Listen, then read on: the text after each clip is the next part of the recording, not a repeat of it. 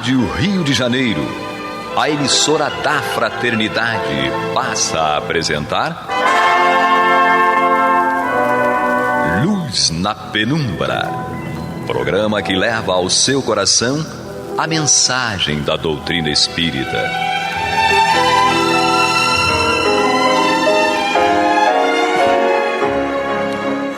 E com vocês, André Afonso Monteiro, para o estudo do livro A Gênese, da obra codificada por Allan Kardec.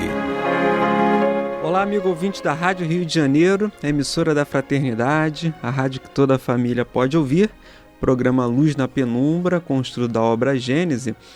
Nós daremos continuidade aqui no capítulo 12, A Gênese Mosaica, itens 13 seguintes, em que Kardec traz o subitem O Paraíso Perdido.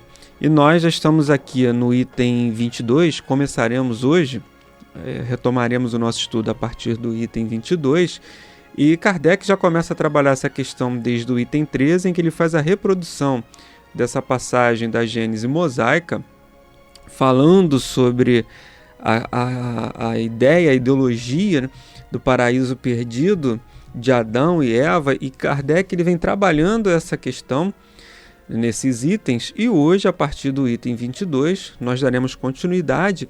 Kardec diz o seguinte: entretanto, o que é um impasse para a teologia, o Espiritismo explica sem dificuldade e de forma racional. Pela anterioridade da alma e pela pluralidade das existências, lei sem a qual tudo é mistério, anomalia na vida do homem. Com efeito, admitamos que Adão e Eva já tivessem vivido e tudo logo se justifica. Deus não lhes fala como as crianças, como a seres em condições de o compreenderem e que o compreendem, prova evidente de que eles tinham aquisições anteriores. Admitamos, ao demais, que tenham vivido em um mundo mais adiantado e menos material do que o nosso, onde o trabalho do espírito substituía o do corpo, e que por sua rebelião contra a lei de Deus, simbolizada pela desobediência, tenham sido, por punição, afastados de lá e exilados para a terra, onde o homem, pela natureza do globo, é constrangido a um trabalho corporal, e reconheceremos que Deus tinha razão em lhes dizer: no mundo onde ireis viver daqui por diante, cultivareis a terra, e dela tirareis o alimento com o suor de vossa fronte, e em dizer à mulher: parirás com dor, porque esta é a situação deste mundo. Então, meus amigos, Kardec ele vem aqui construindo todo um raciocínio para a compreensão e a reflexão sobre essa passagem da Bíblia. Então, paraíso perdido, o pecado original, o que obviamente seria isso? Adão e Eva têm alguma ligação com a questão sexual?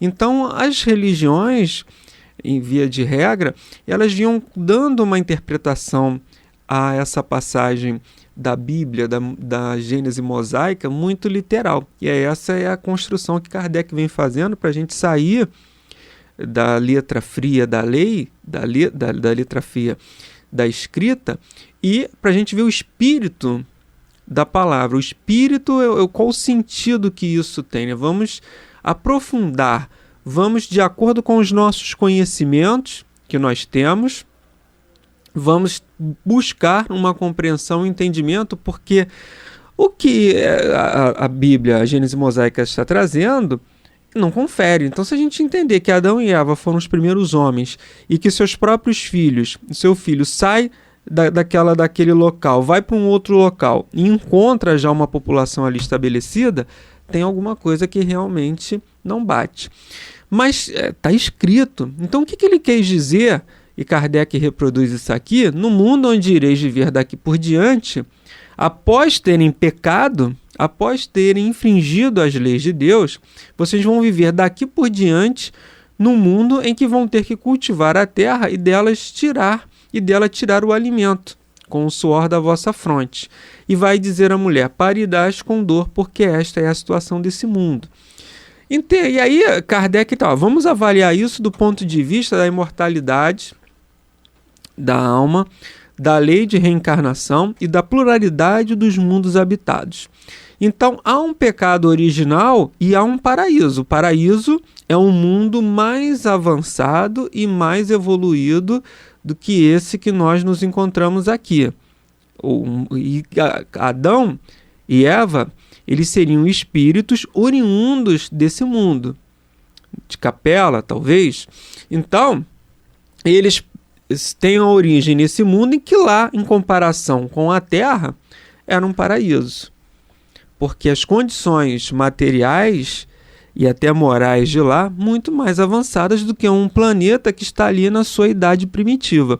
Então eles saem de um local em que eles tinham toda uma condição, toda uma estrutura, e vêm para um planeta e vêm reencarnar, encarnar e reencarnar posteriormente em um planeta em que as condições são muito difíceis, em que ele vai ter que cultivar, em que ele vai ter que, literalmente dizendo, ele vai ter que colocar a mão na massa para tirar o seu sustento. E até a própria questão do parto, ele está fazendo, obviamente, uma comparação da forma do parto, das condições de vida no nosso planeta com a que eles tinham em um outro planeta. Então, essa é a ideia, essa é a reflexão que Kardec traz, que é muito mais lógica e racional do que simplesmente você entender que eles estão sendo castigados por um pecado, por um erro que eles tenham cometido aqui. Então eles já trazem essa necessidade, eles são, na verdade, e nós até já trabalhamos isso em outros estudos, em outros capítulos anteriores, em que eles trazem essa ideia desse paraíso perdido, desse mundo em que eles viviam. Então, os exilados de Capela, né, na verdade, esse sistema de Capela são espíritos que não tinham mais uma condição vibratória de permanecerem nesse planeta.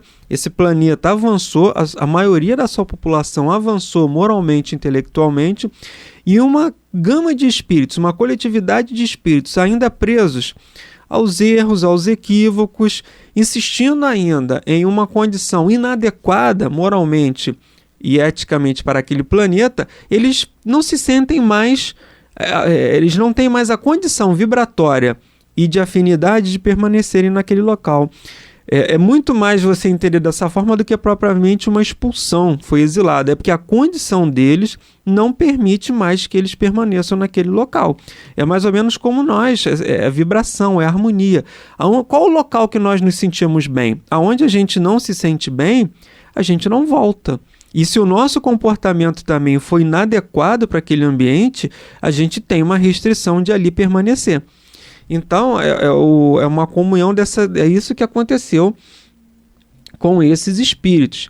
Eles perderam ali a vibração, a possibilidade, pelo seu comportamento inadequado, de permanecerem naquele ambiente, e a própria vibração deles os incomoda naqueles locais.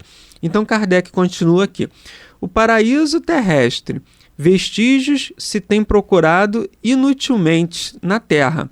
Era, portanto, a representação do mundo feliz onde Adão havia vivido, ou melhor dizendo, a raça dos espíritos da qual ele é a personificação. A expulsão do paraíso marca o momento em que esses espíritos vieram encarnar entre os habitantes da terra, e a mudança de situação foi a consequência da expulsão. O anjo armado de uma espada flamejante que veda a entrada do paraíso simboliza a impossibilidade em que se acham os espíritos dos mundos inferiores de penetrar nos mundos superiores, antes que tenham esse mérito pela sua depuração.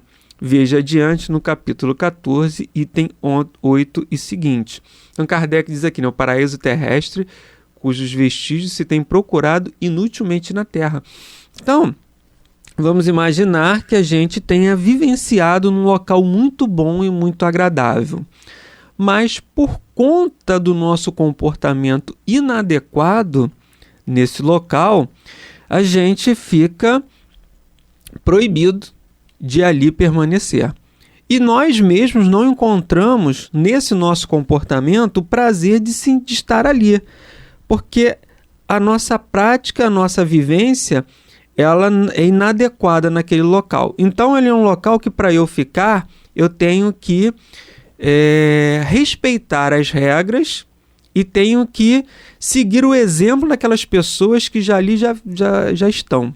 Então tem todo um conjunto de regras, de disciplina, de comportamento naquele ambiente. Mas o meu comportamento está inadequado ali. Ou eu não vou querer ficar ali porque eu não quero fazer o que aquelas pessoas estão fazendo, seguir aquele comportamento adequado, ou vou procurar um local que seja mais adequado à minha personalidade, e aí que esses espíritos vêm para a Terra, porque é um planeta ainda na sua origem primitiva, então vão se sentir mais à vontade aqui do que no local que eles estavam. E se eu ainda, mesmo assim, insistir em ali estar, mesmo sabendo que as minhas práticas não vão encontrar respaldo ali, e mesmo assim, se eu ainda quiser insistir em permanecer, eu vou ser proibido por essa questão.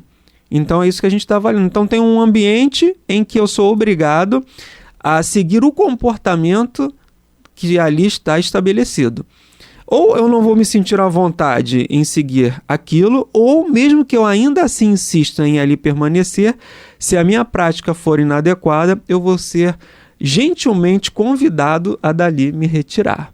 Mas, amigos ouvintes, você está aqui comigo, André Monteiro, no estudo da obra A Gênese, capítulo 12, A Gênese Mosaica, itens 22 e seguinte, o paraíso perdido.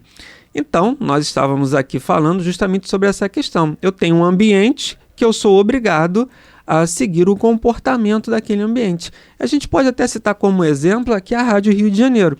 A Rádio Rio de Janeiro, os programas, eles têm uma linha editorial, que é seguir a parte científica, filosófica e religiosa da doutrina dos espíritos. Então, todos os nossos programas, eles têm como base essa linha editorial. Então, eu não posso chegar aqui e apresentar um programa que não tenha nada a ver com essa linha editorial da rádio. Então aqui nós hoje, no programa Luz na Penumbra, estudo da obra Gênese, ele vai estudar a obra Gênese. Então os convidados que aqui comparecerão, estudaremos a obra Gênese. Então eu tenho que me adequar a essa ideia, a essa proposta da rádio.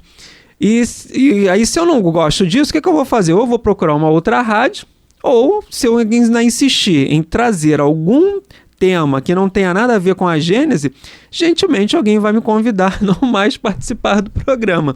E com os outros programas também são assim. Então, onde que a gente vai? Se você vai num ambiente em que ali tem que guardar um comportamento ético e moral, você tem que se submeter a isso. Então, se você não se sente à vontade, você não vai mais lá. Mas se mesmo assim você quiser insistir em ir e arranjar problemas, criar confusões, você vai ser gentilmente convidado a se retirar e não mais comparecerá.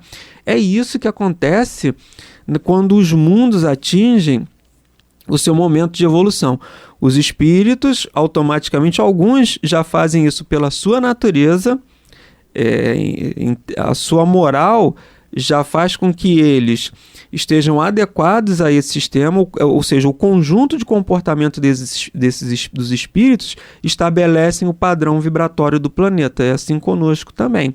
Então, quem não está ali adequado com aquela vibração, ou ele se retira por vontade própria, ou ele vai ser convidado a se retirar. Então, os espíritos eles começam a encarnar e a reencarnar em planetas que tenham uma condição, que os espíritos que ali estejam numa condição igual à sua. E essa questão nós também vamos poder o Emmanuel, no livro A Caminho da Luz, que é uma psicografia de Francisco Cândido Xavier, publicado pela Federação Espírita Brasileira, essa obra ela traz importantes relatos sobre a origem do nosso planeta.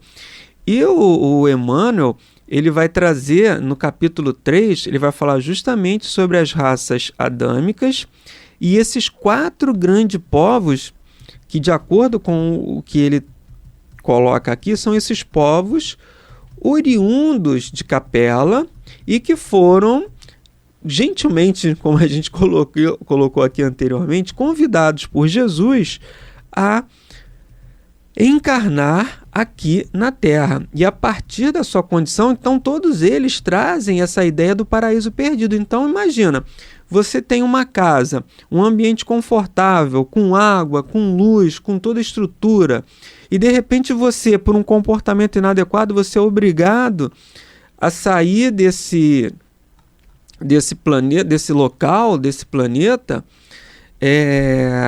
e dessa casa, e ir para um ambiente que você não tem essa mesma estrutura. Então você tem o paraíso perdido, o pecado original. Qual foi o pecado original? É a minha condição inadequada para eu permanecer nesse mundo. Então é o meu erro.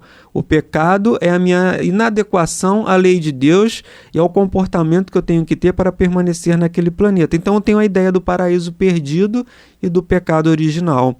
Ou seja, perdi a possibilidade de estar naquele planeta mais avançado por conta de erros e de infrações às leis de Deus que eu cometi. Então essa é a ideia do paraíso perdido e do pecado original. Então o Emmanuel, aqui no capítulo 3, em a sua obra Caminho da Luz, pela psicografia de Francisco Xavier, ele vai dizer: há muitos milênios, um dos orbes da capela, que guarda muitas afinidades com o globo terrestre, atingira a culminância de um de seus extraordinários ciclos evolutivos. As lutas finais de um longo aperfeiçoamento estavam delineadas como ora acontece convosco, relativamente às transições esperadas no século XX, neste crepúsculo de civilização. Alguns milhões de espíritos rebeldes lá existiam no caminho da evolução geral, dificultando a consolidação das penosas conquistas daqueles povos, cheios de piedade e virtudes. Mas uma ação de saneamento geral os alijaria daquela humanidade, que fizera jus à concórdia perpétua para a edificação dos seus elevados trabalhos. Então aqui ele está dizendo que Capela é um sistema que guarda muita afinidade com o nosso globo terrestre. Então ele atingiu esse ciclo evolutivo por conta da maior gama de espíritos já comprometidos e já com uma evolução moral já concretizada. Mas ainda lá existiam alguns espíritos que estavam rebeldes a essa evolução, que ainda insistiam nas velhas práticas e no homem velho.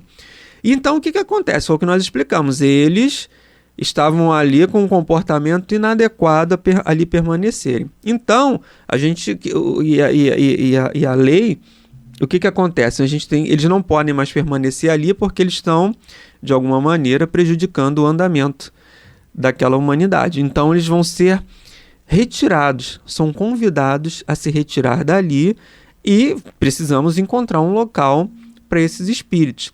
E continua o Emmanuel aqui, né? Foi assim que Jesus recebeu a luz do seu reino de amor e de justiça aquela turba de seres sofredores e infelizes. Com sua palavra sábia e compassiva, exortou essas almas desventuradas à edificação da consciência, pelo cumprimento dos deveres de solidariedade e de amor no esforço regenerador de si mesmas. Mostrou-lhes os campos imensos de luta que se desdobravam na terra, envolvendo-os no halo bendito da sua misericórdia e de sua caridade sem limite. Abençoou-lhes as lágrimas santificadoras, fazendo-lhes sentir os sagrados triunfos do futuro e prometendo-lhes a sua colaboração cotidiana e a sua vinda no porvir. Então, ele convida esse povo, mostra uma ideia de evolução para eles, de felicidade para eles, e promete, eu estarei com vocês, eu vou estar, já tem, e é por isso que eles trazem essa ideia do Salvador prometido, né? Eu estarei com vocês, ele fala, prometendo-nos a sua colaboração cotidiana e a sua vinda no porvir.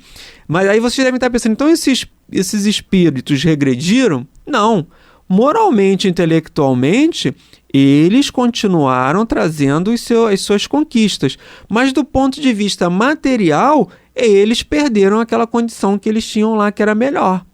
do ponto de vista material da organização física do planeta que eles estavam, eles, na verdade, agravaram a situação deles nesse sentido. Mas, do ponto de vista moral e intelectual, eles não perderam. Não houve nenhuma regressão nesse ponto. É lógico que materialmente sim, se a gente avaliar, porque isso aí é contrário porque nenhum espírito retroage, o espírito não. Mas a prova foi mais dura para eles, porque eles tinham uma condição de evoluir lá de uma forma mais amena, mais tranquila, mas por conta dessa rebeldia, Deus promove a possibilidade de uma forma mais difícil. Então eles agravaram a luta deles, a experiência deles, mas não o ganho intelectual e moral que eles tiveram. E o Emmanuel continua, né? Aqueles seres angustiados e aflitos que deixavam atrás de si todo um mundo de afetos, não obstante os seus corações empedernidos na prática do mal, seriam degradados na face obscura do planeta terrestre. E aí a ideia do paraíso perdido, né? Eu tenho que voltar para o paraíso que eu tinha. Até os seres, os entes queridos que lá ficaram. Andariam desprezados, continua Kardec, continua Emmanuel, na noite dos milênios, da saudade e da amargura. A ideia do paraíso perdido. O que eu perdi? Essa ideia inconsciente daquele local que eu perdi. Reencarnariam no seio das raças ignorantes e primitivas, a lembrarem o paraíso perdido nos firmamentos distantes. Por muitos séculos não veriam a suave luz da capela, mas trabalhariam na terra, acariciados por Jesus e confortados na sua imensa misericórdia. E Emmanuel ele continua falando sobre isso, e mais à frente ele vai trabalhar sobre a questão dos 4 grandes povos. São as raças adâmicas. Então Adão, ele na verdade ele simboliza não necessariamente Adão e Eva um casal, mas sim a um grupo, a uma coletividade de espíritos que reencarnaram aqui, que encarnaram aqui a primeira vez e continuam alguns reencarnando ainda hoje, mas com essa possibilidade de recuperar o tempo perdido e de voltar para a capela. Muitos desses espíritos já regressaram. Então, o Emmanuel vai citar aqui as raças adâmicas, nesses 4 grandes povos, que a gente tem como também os anjos decaídos, né, e degradados, ouvem essa promessa do Cristo, e é a civilização, o Emmanuel traz para nós, que é a civilização egípcia, os hindus da Índia, também o povo hebreu e a família indo-europeia. E cada um desses espíritos com a sua particularidade, com a sua característica. Então, amigos ouvintes, essa ideia do paraíso perdido, ela está muito relacionada a isso. Aquilo que nós perdemos por conta da nossa rebeldia a Deus. Nós perdemos a possibilidade de uma evolução mais calma, de uma evolução mais tranquila, de uma evolução mais amena, naquele mundo ali com os nossos entes queridos. Então, nosso comportamento inadequado faz com que a gente perca a possibilidade de ali estar, numa evolução mais, num mundo material mais evoluído do que o planeta Terra. Então, com isso, eu sou obrigado a encarnar aqui no planeta Terra, nos ajudar do ponto de vista intelectual. Então, esses povos, cada um deles trouxe uma característica para ser difundida aqui entre nós, entre os espíritos que aqui se encontravam, espíritos ainda ignorantes, em estado primitivo, como Emmanuel coloca. Então, vai cada um aprendendo com o outro. E eles vão aprendendo a se tornar moralmente melhores no convívio, no contato conosco, e nós fomos absorvendo ali os conhecimentos intelectuais que aqueles espíritos já guardavam. Mas, amigos ouvintes, nós chegamos ao final do programa de hoje, desejando a todos muita paz em seus corações e até a próxima semana, se Deus quiser. Se Deus quiser. Se Deus quiser.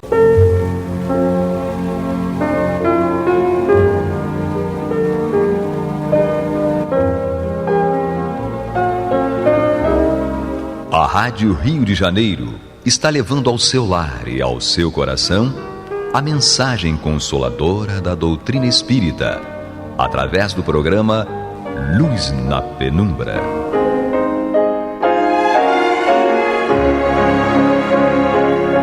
E agora com vocês, Nádia do Couto Vale, para comentar o céu e inferno ou a justiça divina segundo o Espiritismo, da obra codificada por Allan Kardec.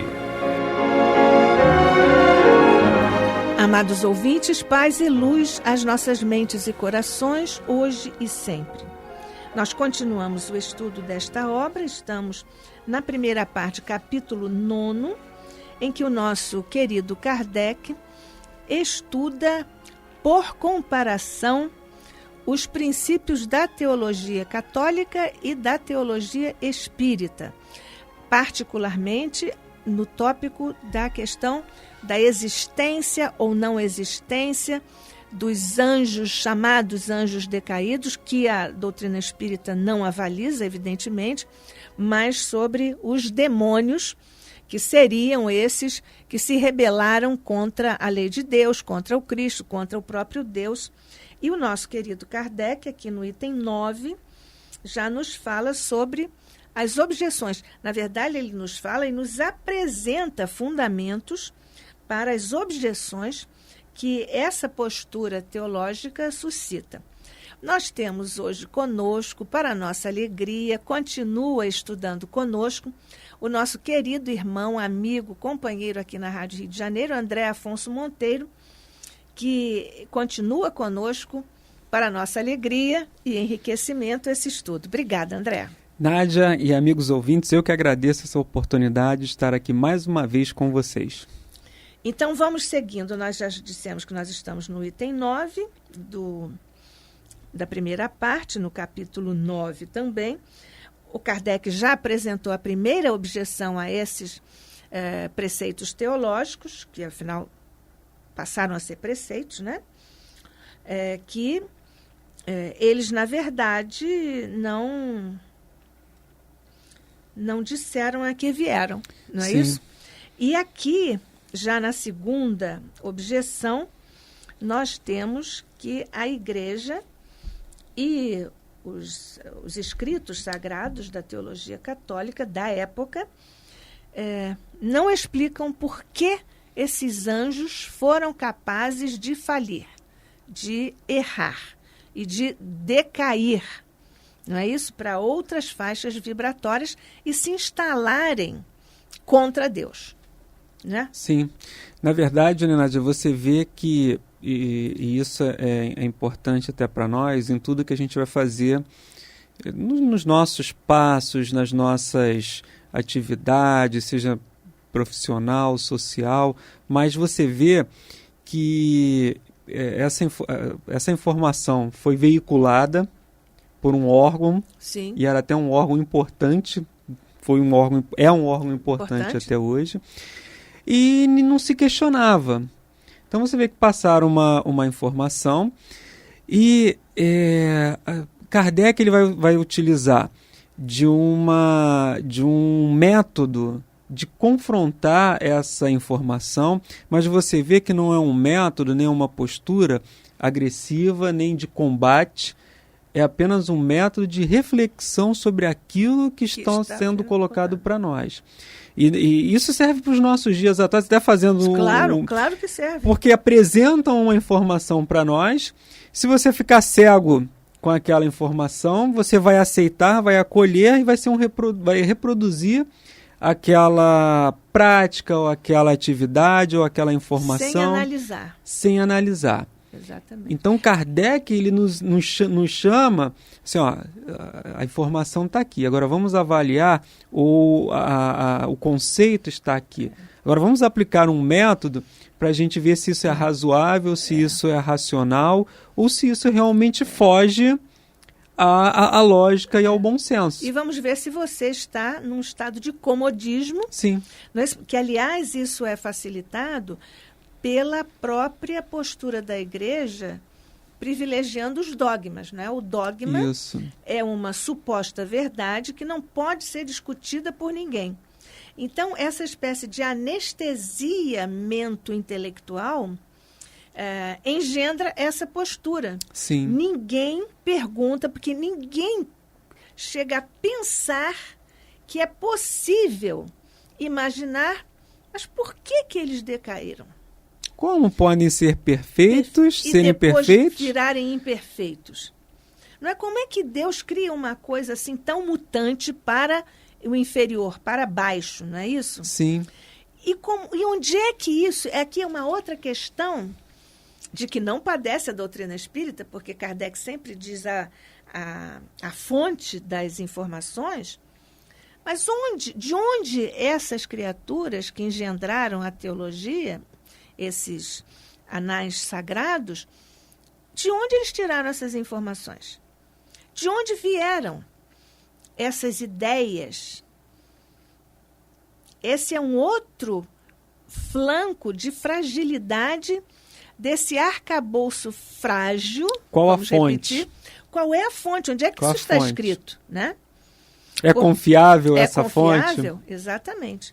Por isso que Kardec sempre nos diz qual é a fonte. E, aliás, nós todos sabemos que a doutrina espírita surgiu com aqueles cadernos todos que foram trazidos a Kardec, produzidos por médiuns que não se conheciam, não tinham nenhuma condição de se comunicar entre si, porque não havia Facebook, não havia WhatsApp, não havia e-mail, não havia nada disso. Era só o correio. E eles trouxeram esse conjunto de informações absolutamente coerentes, né? Sim. E há no capítulo 11, em A Gênese, Kardec ele tem um artigo, ele reproduz um artigo que foi colocado em a Revista Espírita de 1868, em que fala sobre a teoria dos anjos decaídos. E Kardec ele diz, aí tem uma notinha. As notas de Kardec são sensacionais. São preciosas. Tem uma nota que ele diz assim, não é com essas palavras, ele vai dizer assim, eu só estou colocando aqui dessa forma, porque isso eu escrevi esse artigo, que era uma teoria, há uns 5 anos atrás, ele diz, mas depois que eu passei pela confirmação dos espíritos e pelo controle universal, ela deixa de ser teoria e passa a ser... não é que seja uma verdade absoluta, mas é algo que passou por esse controle universal, que ele fez esse confrontamento, né, dessas informações. Então você vê que a doutrina espírita, ela não foi algo que nasceu da cabeça de alguém ou da personificação de Allan Kardec, mas ele colhe as informações e vai confrontando daqui e dali, tira aquilo que realmente não tem relevância e confrontei, passei pelo controle universal. O crivo foi esse. E ele tem fundamento. Exatamente. Tem fundamento. Exatamente. O que a igreja simplesmente fez? Ela colocou essa informação, mas isso não havia nenhum tipo de controle ou de fundamento nessa formação. Nem de método, né? Nem de critério, que são coisas fundamentais e que fundamentam os que sustentam a codificação. Sim. Não é? Ninguém parou para fazer uma pergunta simples. Não, por causa dessa anestesia mental, por causa dos dogmas que não precisavam nem podiam ser questionados. Né? Então, isso me disseram, então isso é que é o critério de verdade, é porque alguém me disse. Esse alguém revestido de uma autoridade autoproclamada, não é isso? Sim. Só se pode conversar com o Pai através dessa, aspas, corte de sacerdotes, né? E essa corte não pode falar nada que seja verificado amanhã ou depois que não é verdade. Exatamente. Ou que não tem fundamento. Senão ele deixa de ser um elo com a divindade.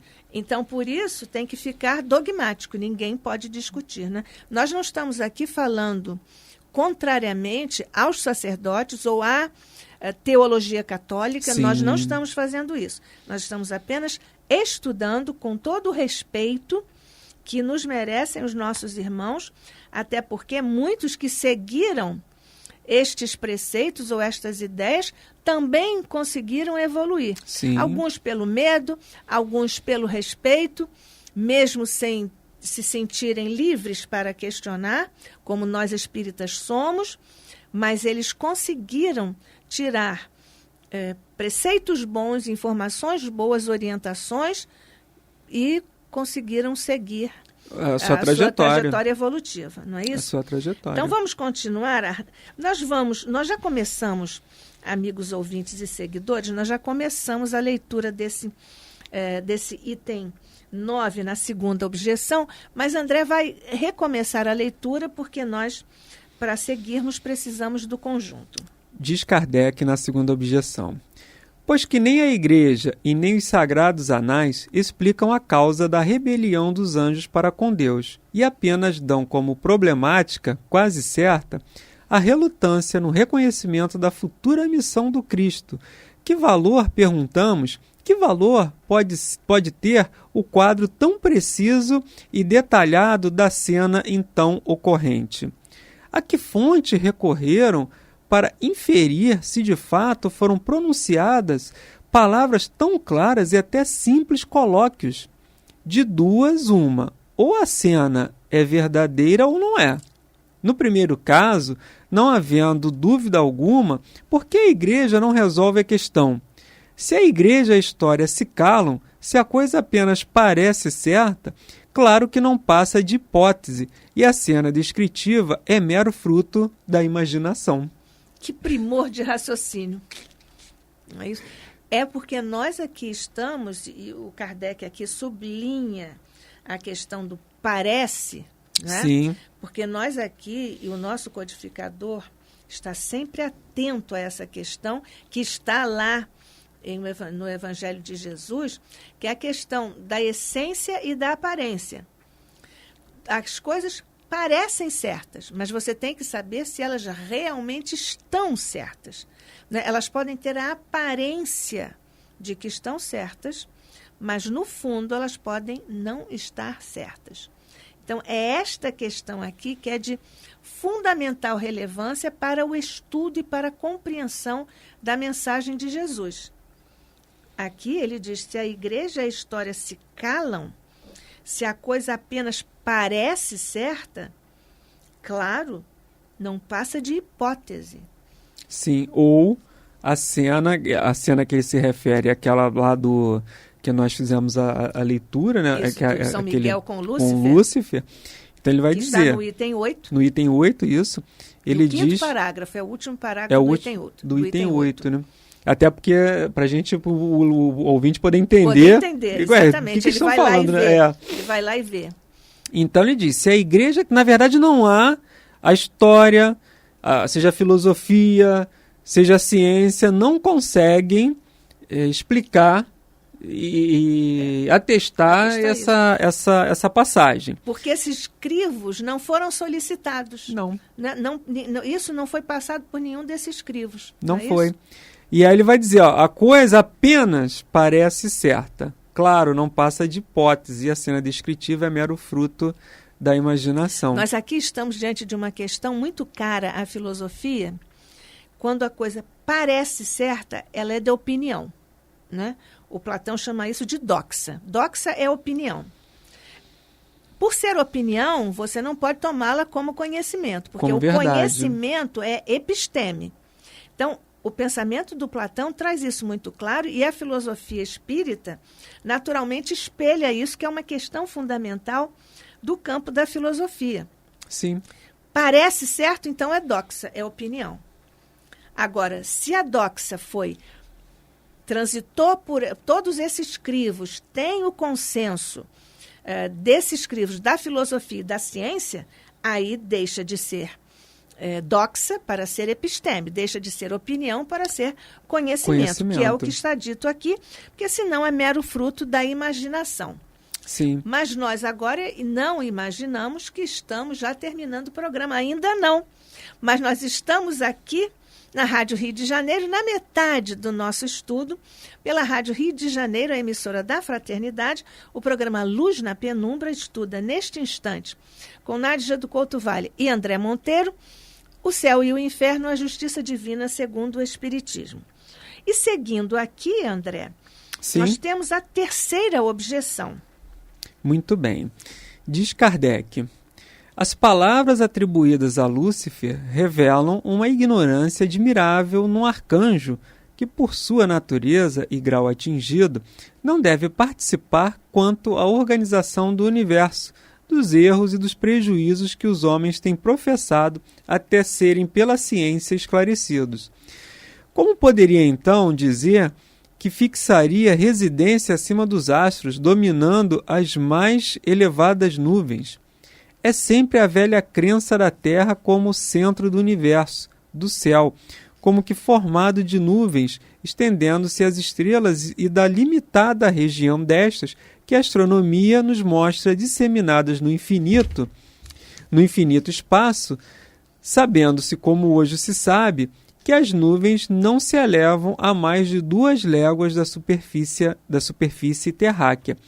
E falando-se em dominá-las por mais alto, referindo-se às montanhas, preciso fora que a observação partisse da terra, sendo ela de fato a morada dos anjos.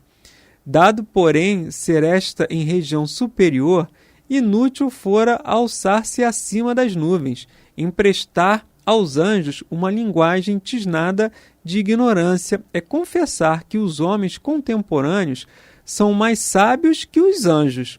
A Igreja tem caminhado sempre erradamente, não levando em conta os progressos da ciência. Bem, aqui, Nádia, ele já faz uma crítica um pouco mais voltada até para a análise da própria ciência, da astronomia, da astrologia, enfim, e até da própria informação que os espíritos nos dão, que da pluralidade dos mundos habitados. Então ele está se colocando, ele vai dizer, essa é de uma ignorância, primeiro porque se ele é esse ser evoluído, ele já deveria saber disso. Exatamente. Então ele está falando de algo que ele não sabe. Então que evolução é essa? Ele está falando de alguma coisa que ele não sabe, porque a própria ciência, os próprios homens já descortinaram isso. Então, ou seja, o homem é superior intelectualmente a essa suposta pseudo-entidade? Ou, na verdade, ele representa, né, a ideia de que se tinha à época de que foi formulado isso? Exatamente. Essa época, que é o século XIX, nessa época, nós podemos falar não sobre espiritualidade, mas sobre espiritualidades, no plural. Houve, naturalmente, que nós todos sabemos, o boom, né, do materialismo. Sim. E a doutrina espírita veio combater o materialismo. Só que o planejamento espiritual programou uma espécie de renascimento nessa época, tanto que a astronomia se desenvolveu, a linguística se desenvolveu, o vapor, a energia descoberta por Myers na Alemanha, isso tudo fez com que a intelectualidade, o século XIX, pudesse dispor de elementos concretos da ciência para subsidiar aqueles preceitos, aqueles conceitos e aqueles princípios, acima de tudo, princípios da doutrina espírita que iam chegar a Kardec, a rival Kardec, lá através dos tais cadernos.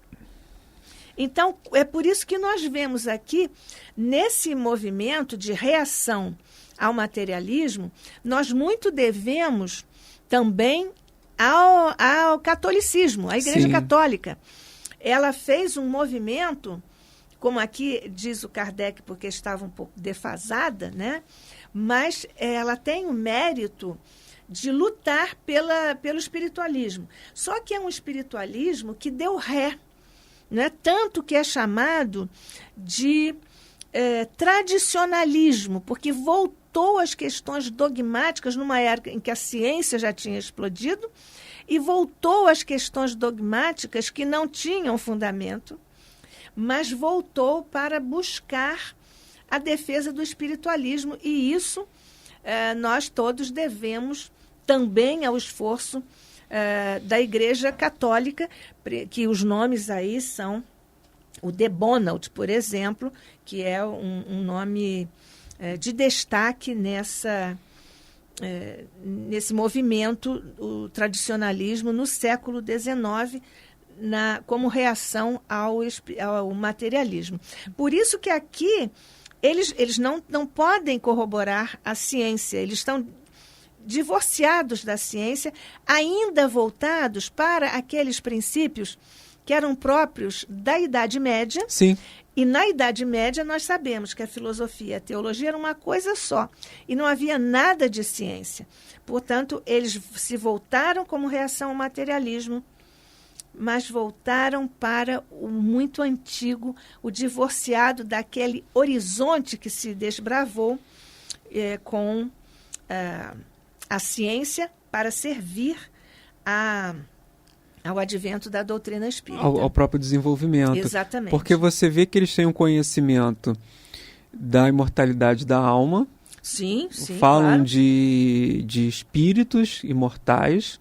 Eles têm essa ideia da imortalidade, mas é uma ideia, como você falou ainda, pequena, uma ideia ainda, o espírito imortal existe. Mas fica fechada sobre si mesmo. No céu e no inferno. Nos dogmas. Sim. Nos dogmas, né? E esse renascimento que aconteceu no século XIX, como planejamento espiritual para preparar a humanidade para o advento da doutrina espírita, isso tudo foi ignorado pela Igreja Católica. Sim. E foi uma pena, porque ela ficou lá parada no tempo. Agora, depois, com o tempo, naturalmente, ela está reformulando, revendo e se atualizando. Os próprios papas, os últimos papas também têm feito isso, e muitos padres têm se destacado com essa abertura conceitual, teológica e até em termos de atividade pastoral, não é isso? Eles têm feito isso. Aí a gente vê, e mais uma vez a gente se recorda da doutrina espírita, que é a aliança da ciência com a religião. Exatamente. Porque aqui, e lógico que quando a gente fala aqui, vem lá da Idade Média, exatamente. né? Eles criam essa separação, precisavam de ter essa aproximação, na verdade, para ir desenvolvendo, para ir fortalecendo esses laços, e principalmente para ir nos trazendo as revelações que a gente precisava. E eles fazem essa separação, adotam um caminho solitário, e a ciência começa a questionar certas questões, né? É assim mesmo. Começa a questionar essas ideias, e isso vai criar esse atrito. Aí tivemos lá o evento de Copérnico, e depois de Galileu Galilei, que a ciência não é assim. Mas eles, à força, e até pelo poder que detinham, mantiveram ali os seus dogmas até uma hora que não deu mais para sustentar. Mas isso poderia ter sido resolvido há muito tempo.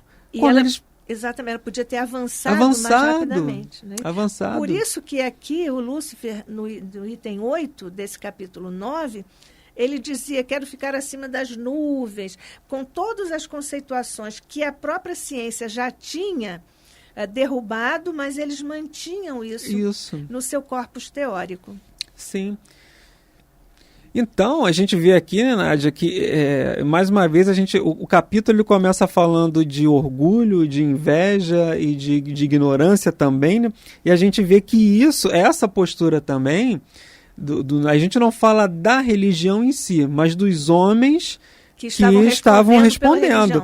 Faltou ali o bom senso e, acima de tudo, deixa eu sair do meu egoísmo, do meu orgulho, da minha vaidade, para aceitar algo que de alguma maneira vai corrigir, vai retificar aquilo que a gente está afirmando há séculos.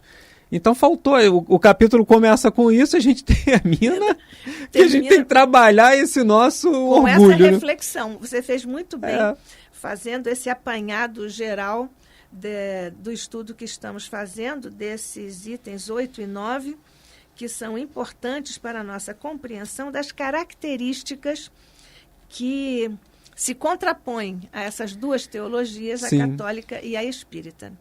Nós estamos encerrando mais este encontro feliz em que estudamos o céu e o inferno, a justiça divina segundo o Espiritismo, aqui pela Rádio Rio de Janeiro, o programa Luz na Penumbra.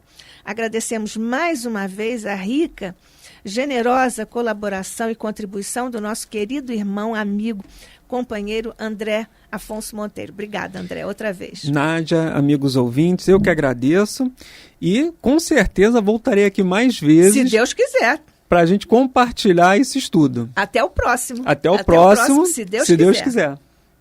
Amigos ouvintes, paz e luz às nossas mentes e corações, hoje e sempre. Que assim seja.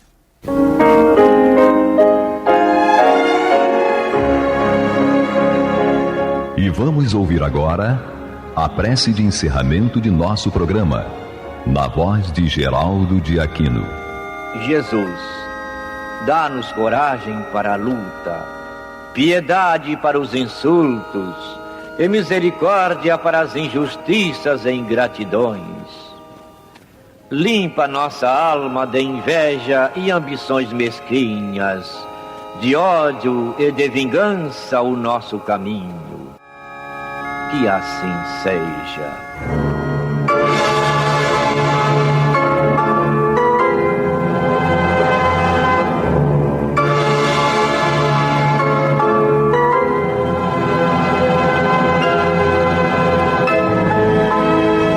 Acabamos de apresentar o programa Luz na Penumbra.